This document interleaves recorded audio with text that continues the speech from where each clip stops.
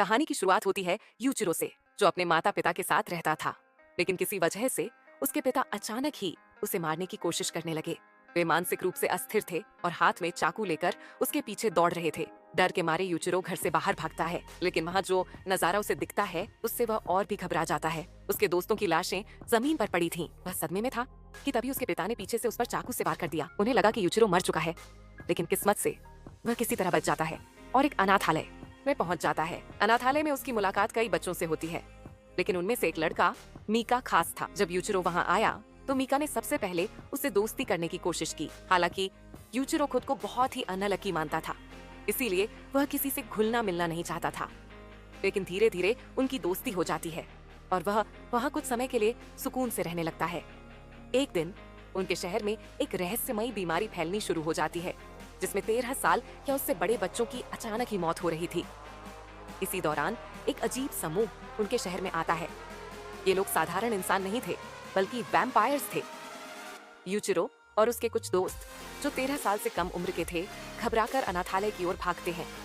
लेकिन जब वे वहां पहुंचते हैं तो देखते हैं कि उनका केयर टेकर पहले ही मारा जा चुका था।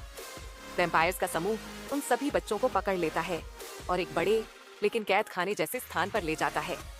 वहां अगले 4 सालों तक उन्हें जीवित रखा जाता है, ताकि उनसे नियमित रूप से खून निकाला जा सके। जब तक वे 13 साल के नहीं हो जाते, तब तक उन्हें मारने की इजाजत नहीं थी। यूचिरो इस कैद में बिल्कुल भी खुश नहीं था। एक दिन उसने देखा कि कुछ वैम्पायर्स ने एक छोटे बच्चे पर पैर रख दिया और उसे नजरअंदाज कर दिया। यह देखकर उसे बहुत गुस्सा आया, लेकिन जैसे ही उसने कुछ कहने की कोशिश की, वैम्पायर्स ने उसे उठाकर जमीन पर पटक दिया। इसी बीच वहां वैम्पायर प्रिंस फेरिड आता है। उसे मीका का खून बहुत पसंद था, इसलिए वह उसे अपने मेंशन महल में बुलाने आया था। मीका इसके लिए तैयार था, लेकिन उसने एक शर्त रखी, यूचिरो को माफ कर दिया जाए। यूचिरो को छोड़ दिया जाता है, लेकिन उसे अंदाजा हो जाता है कि मीका ने उसके लिए बहुत बड़ा बलिदान दिया है। रात में जब मीका वापस आता है तो वह बताता है कि उसने सिर्फ यूचिरो को बचाने के लिए खुद को बलिदान नहीं किया, बल्कि उसे वहाँ एक गन और एक नक्शा मिला है, जिससे वे वहाँ से भाग सकते हैं। रात में वे सभी बच्चे जागते हैं और भागने की योजना बनाते हैं। शुरुआत में वे छुपकर निकल रहे थे, लेकिन जैसे ही वे अज्ञात रास्तों पर पहुंचे, उनकी वैम्पायर प्रिंस फेरिड से मुलाकात हो जाती है। फेरिड हंसते हुए बताता है कि यह सब उसकी चाल थी। उसने जानबूझकर उन्हें आशा दी थी कि वे भाग सकते हैं, लेकिन यह बस एक खेल था। उसे लोगों को तड़पते हुए देखने में मजा आता था।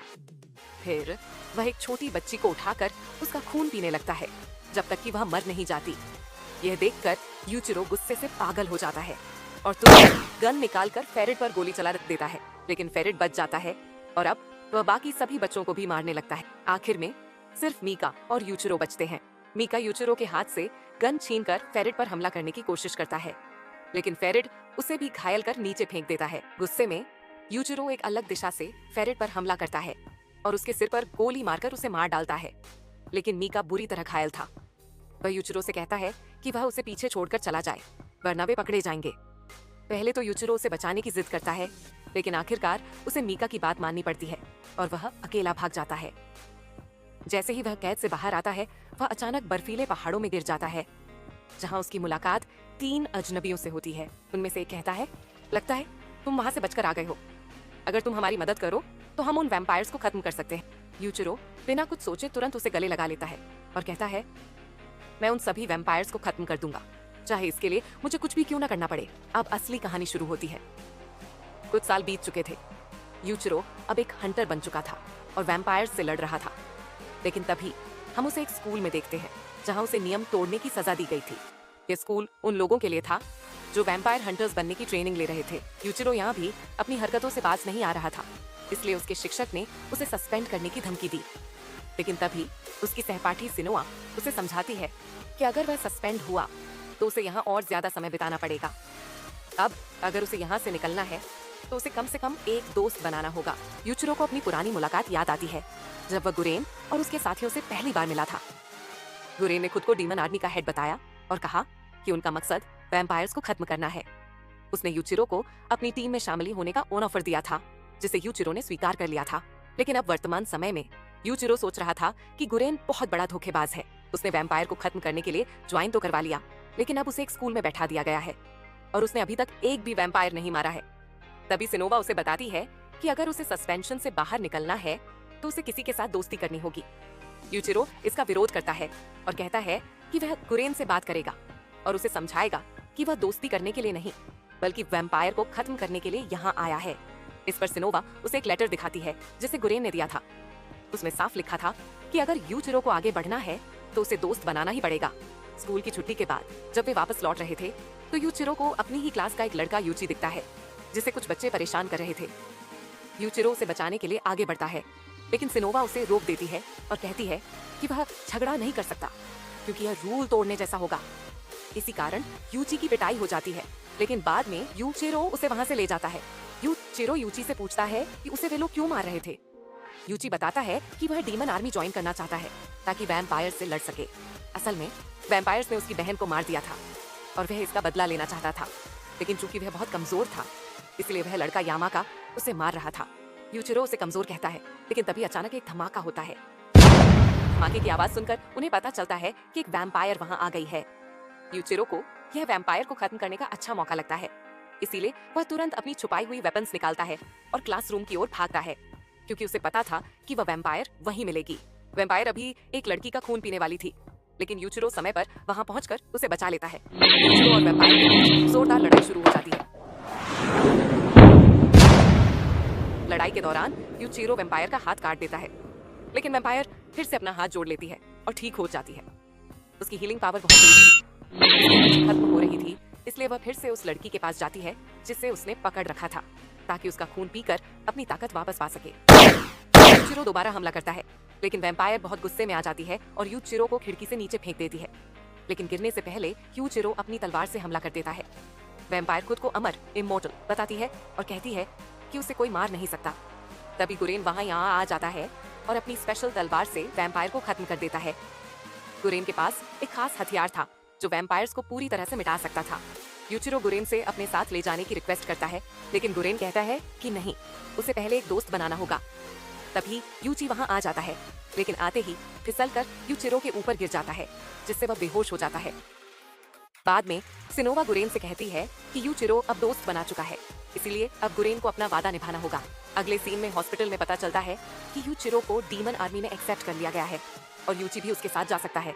अगले दिन यूचिरो फिर से स्कूल आता है जहां उसकी मुलाकात उसी लड़की से होती है जिसकी उसने जान बचाई थी। लड़की उसे एक लेटर देने आती है लेकिन यूचिरो के पढ़ने से पहले ही वह वहां से भाग जाती है। तभी सिनोवा वहां आती है और उसे चिढ़ाने लगती है।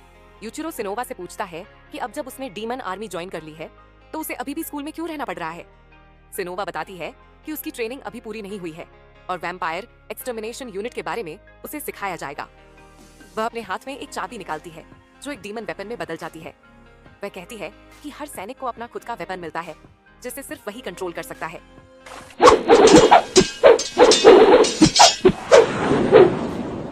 थोड़ी देर बाद उनकी मुलाकात यामाका से होती है जो माफी मांग रहा था और मदद मांग रहा था।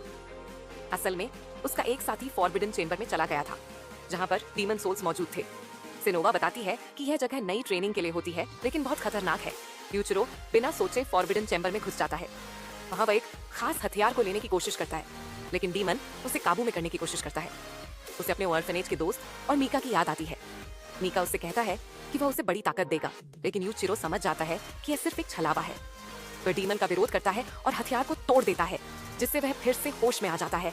अब कहानी दूसरे शहर में शिफ्ट होती है जहाँ एक मॉन्स्टर लोगों पर हमला कर रहा था। तभी वहाँ मीका पहुँचता है और उसे मार देता है। हमें पता चलता है कि मीका अब एक वैम्पायर बन चुका है। अब वहाँ पर और भी वैम्पायर आते हैं और उन लोगों से कहते हैं कि वे उन्हें सुरक्षा दे सकते हैं लेकिन इसके बदले उन्हें अपना खून देना होगा। सभी इंसान इसके लिए तैयार हो जाते हैं। तभी एक छोटी बच्ची वहाँ आधा आती है और मीका को अपना खून पेश करती है। उसे देखकर मीका को अपना अतीत याद आ जाता है। हमें फ्लैशबैक में पता चलता है कि जब यूचिरो उस जगह से भागा था तभी वहाँ 3 लोग आए थे जो मीका को मारने वाले थे, लेकिन तभी क्वीन कुरेली वहाँ आ जाती है। वह मीका को घायल पड़ा हुआ देखती है।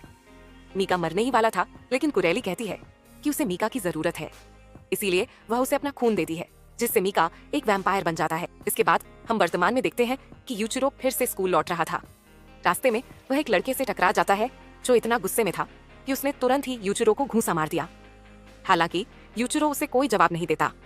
बाद में यूची और शिनोआ उससे पूछते हैं कि उसके चेहरे पर चोट कैसे लगी, लेकिन वह बताने से इनकार कर देता है। अब वह अपनी कक्षा में पहुंचता है जहां गुरेन आने वाला था। गुरेन सबसे पहले एक स्पीच देता है और फिर अपनी सीट पर जाने लगता है, लेकिन उसकी सीट पर वही लड़का बैठा था जिसने यूचिरो को मारा था। इस पर यूचिरो को भी गुस्सा आ जाता है और दोनों में लड़ाई होने लगती है, लेकिन गुरेन उन्हें रोकता है और दोनों को पीटते हुए दूर फेंक देता है। वह सख्ती से कहता है कि कक्षा में लड़ाई नहीं होनी चाहिए। बाद में उनकी मुलाकात एक नई इंस्ट्रक्टर से होती है जो उनका एक टेस्ट ले रही थी। इस टेस्ट में उन्हें दो दो के समूह में बांटा जाता है और उन्हें कुछ रोबोटिक मॉन्स्टर से लड़ना होता है। सभी की टीम बन जाती है, लेकिन यूचिरो को कोई भी साथी नहीं मिलता। आखिर में सिर्फ कीमी झुकी ही बचा होता है, इसलिए उसे कीमी झुकी के साथ टीम बनानी पड़ती है। लड़ाई के दौरान अचानक कीमी झुकी को पता चलता है कि उसकी बहन की तबीयत बहुत खराब है और वह अस्पताल में भर्ती है, लेकिन फिर भी वह लड़ाई पर ध्यान दे रहा था। यूचिरो उसे डांटता है और कहता है, तुम पागल हो, तुम्हें तुरंत वहां जाना चाहिए। इसके बाद हम देखते हैं कि कीमी झुकी अस्पताल पहुंच चुका है। डॉक्टर बताते हैं कि उसकी बहन फिलहाल ठीक है, लेकिन वायरस उसकी बॉडी पर असर कर रहा है। बाद में यूचिरो और कीमी झुकी इस बारे में बात कर रहे होते हैं, लेकिन एक खास ट्रेनिंग के कारण उनके हाथ बंधे हुए थे जिससे वे दूर नहीं जा सकते थे। उन्हें पूरे दिन इसी तरह रहना था जिससे उनकी दोस्ती गहरी हो जाती है। अगले सीन में जब यूचिरो के हाथ खुल चुके थे, वह गुरेन के पास जाता है और अचानक उस पर हमला कर देता है। वह गुरेन से एक ऐसा हथियार की मांग करता है जिससे वह वैम्पायर्स को खत्म कर सके। गुरेन सहमति जताता है, लेकिन अगले ही पल वह यूचिरो पर हमला करके उसे बेहोश कर देता है। जब यूचिरो होश में आता है तो उसे लगता है कि गुरेन मजाक कर रहा था, लेकिन शिनुआ उसे बताती है कि गुरेन कभी अपना वादा नहीं तोड़ता। अगले दिन जब गुरेन कक्षा में आता है तो यूची और कीमी झुकी भी अपने लिए एक हथियार की मांग करते हैं, लेकिन गुरेन उन्हें मारते हुए कहता है कि पहले उन्हें अपने गुस्से पर काबू पाना सीखना होगा। फिर गुरेन इंस्ट्रक्टर से पूछता है कि क्या उनके अनुसार कोई ऐसा छात्र है जो इस टेस्ट के लिए उपयुक्त हो। इंस्ट्रक्टर बताती है कि यूची को चुना जा सकता है क्योंकि उस पर डेमोनिक आत्माओं डीमन स्पिरिट्स की ऊर्जा का कोई असर नहीं होता। टेस्ट शुरू करने के लिए गुरेन अपनी तलवार जमीन पर रख देता है। सभी छात्र बेहोश हो जाते हैं, लेकिन कुछ ही खड़े रह पाते हैं, जिनमें से एक यूची भी था। इसके बाद इन सभी को एक विशेष टेस्ट के लिए ले जाया जाता है।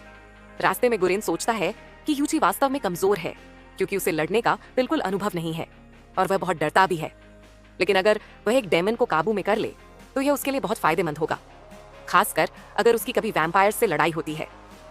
टेस्टिंग एरिया में गुरेन सभी को चेतावनी देता है कि अगर उन्होंने कोई गलती की तो वे डीमन के वश में आ जाएंगे। सबसे पहले हम यूचिरो को देखते हैं। वह एक डीमन के सामने खड़ा है जो उससे कह रही थी कि वह उसे शक्ति दे सकती है, लेकिन इसके बदले उसे डीमन के वश में आना होगा। यूचिरो तुरंत मना कर देता है। डीमन उसे बांधकर उसके दोस्तों की छवि दिखाती है जो उससे कहते हैं कि अगर तुम्हें मजबूत बनना है तो इस डीमन की बात मान लो, लेकिन यूचिरो इस भ्रम को तोड़ देता है। इसके बाद वह डेमन, जिसका नाम सीरामा था, खुद प्रकट होती है। वह कहती है, इतनी बातचीत के बाद मैं तुम्हें पसंद करने लगी हूँ। मैं तुम्हें अपनी शक्ति दूंगी, लेकिन एक शर्त पर। जब भी तुम किसी वैम्पायर को देखोगे तुम्हें उसे खत्म करना होगा, चाहे वह कोई भी हो। यूचिरो को इससे कोई परेशानी नहीं थी क्योंकि वह तो चाहता ही था कि दुनिया से सभी वैम्पायर्स का सफाया हो जाए। इस पर सीरामा कहती है, अगर तुम कभी किसी वैम्पायर को मारने में नाकाम रहे तो मैं तुम्हारी बॉडी पर कब्जा कर लूंगी। यूचिरो इस शर्त को स्वीकार कर लेता है। इसके बाद वह वापस होश में आ जाता है और उसकी मुलाकात कीमी झुकी से होती है जो पहले ही अपने डेमन स्पिरिट को काबू में कर चुका था। फिर हम यूची को देखते हैं। वह अभी भी अपने ड्रीम में था। वहां उसकी मुलाकात अपनी बहन से होती है जो असल में वही डेमन थी। वह कहती है कि यूची कमजोर है और कभी भी उस वैम्पायर को नहीं हरा पाएगा जिसने उसकी बहन को मारा था। यूची डरा हुआ था, इसलिए वह डेमन की बात मान लेता है, जिससे डेमन उसकी बॉडी पर कब्जा कर लेता है। अब जब यूची जागता है तो वह पूरी तरह डेमन के प्रभाव में था और सभी पर हमला करने लगता है। गुरेन कहता है कि अब उन्हें यूची को खत्म करना होगा, लेकिन यूचिरो और कीमी झुकी उसे बचाने की कोशिश करते हैं क्योंकि वे उसे मारना नहीं चाहते थे। लड़ाई के दौरान यूचिरो अपनी तलवार फेंक देता है। तभी यूची उस पर हमला करने ही वाला होता है, लेकिन अचानक वह खुद पर काबू पा लेता है और नॉर्मल हो जाता है। वह तुरंत यूचिरो को गले लगा लेता है। गुरेन वहां आता है और यूचिरो को किक मारते हुए कहता है कि उसे अपनी तलवार इस तरह से नहीं फेंकनी चाहिए। साथ ही वह यूची से कहता है कि उसे और मजबूत बनना होगा क्योंकि इस तरह वह किसी वैम्पायर से नहीं लड़ सकता। इसके बाद उन्हें पास के शहर में वैम्पायर्स की हलचल का पता चलता है और वे अपने पहले मिशन के लिए रवाना होते हैं। तो ये था सेरफ ऑफ द एंड के पहले एपिसोड का एक्सप्लेनेशन। आगे की कहानी में और भी शॉकिंग ट्विस्ट्स और जबरदस्त एक्शन देखने को मिलेगा। अगर आपको यह वीडियो पसंद आया हो तो लाइक और कमेंट जरूर करें और बताएं कि आपको कौन सा कैरेक्टर सबसे ज्यादा पसंद आया। अगर आप बाकी एपिसोड्स का एक्सप्लेनेशन भी देखना चाहते हैं तो हमारे चैनल दी एनिमेवर्स को सब्सक्राइब करें और नोटिफिकेशन ऑन कर लें ताकि आप कोई भी अपडेट मिस ना करें। मिलते हैं अगले वीडियो में, तब तक के लिए सायोनारा।